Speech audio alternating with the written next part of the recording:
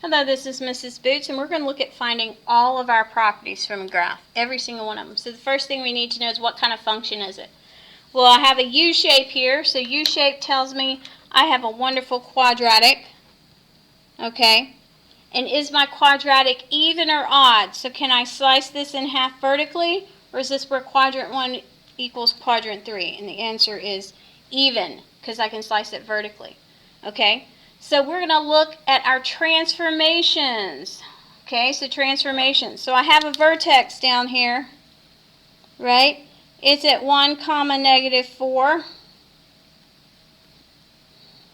Okay, well, if it's at 1, -4, from 0, which way did it go? I went right 1, and then I went down 4. Okay, so we're going to go right 1, and down 4. That's how we get the transformations. It moved from 0, 0, the vertex moved to 1, -4, so it went right 1, down 4. Okay, is it reflected? No. My arrows are pointing up, so there's no reflection, and I'm just going to tell you there's no stretch or compress on this either. So now let's look at our positive. So positive, what was positive again? Oh yeah, positive is where it was above.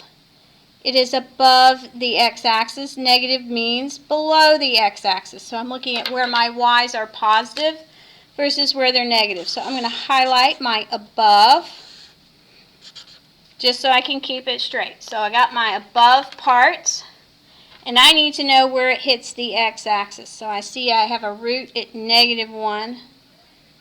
That's an x-intercept or a root, and another one at +3. Okay, so it's above at -1 and 3. So now I got to write the domain for just the part that's above. If it helps you, cover up the part that's below so you can't see it. Okay, so we're just writing the above part. The positive part goes from -infinity to that -1. And then again from 3 to infinity. Okay, now let's do our negative part. Well, the negative part is just the very bottom of the U shape, which is from -1 to 3. Remember, you only need parentheses. You do not need brackets. So now let's do our increasing. Okay, increasing and decreasing. So increasing. Okay, we've got to stop and think because that's different. That's different than the above and below. Increasing was when we went uphill. Decreasing was downhill. Okay, so up the hill. So if I'm at the bottom of my parabola, up the hill is going to be over here. So on this side. Okay, so let's write the domain for just that side. If it helps you, cover up the other side. So I just want the domain for my uphill part. Remember, this is where we got our little car. Maybe I need to draw my car in. Little car's driving from the left side to the right side. So it goes down the hill, and then he turns, and he goes back up the next hill. So we got our increasing part going uphill. Starts at an x value of 1. Remember, you only use the x values. So it goes from 1, and I see an arrow, so that's going to go to infinity. It's going to keep going up the hill for infinity. All right, we're suspending reality here.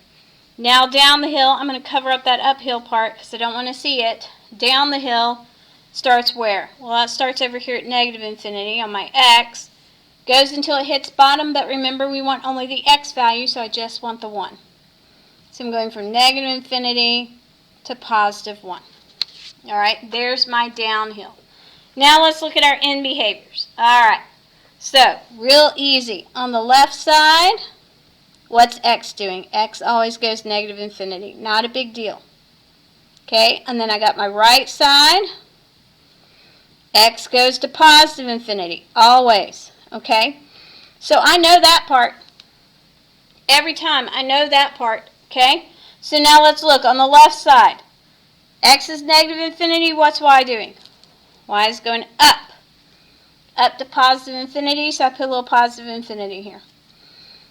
On the right side of my graph, my x goes to +infinity. Excellent. What's my arrow doing? Arrow's going up. Up is also +infinity. Am I surprised? No, because it was even. So they're both going up in this case. Because it's even, they should both be the same. You guys are awesome. Keep up the great work.